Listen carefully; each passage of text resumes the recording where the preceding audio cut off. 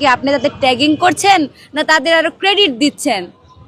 নারায়ে তাকবীরের মতো একটা স্লোগান আপনারা বলতেছেন জামাত শিবিরের, কিন্তু এটা তো জামাত শিবিরের স্লোগান হইতেই পারে না।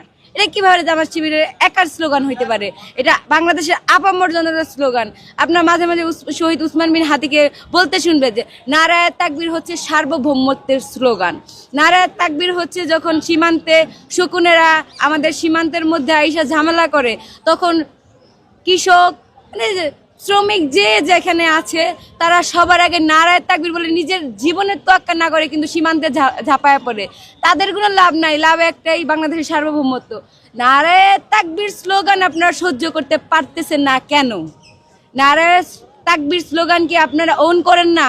আল্লাহর মহত্ব কি মানে যে কেউ বলতে পারে না? এটা কিভাবে আপনারা বলতে পারেন একটা একটা নির্দিষ্ট দলের স্লোগান? আমি ঠিক এই জায়গাটায় আমার হচ্ছে আমি দ্বিমত, তীব্র নিন্দা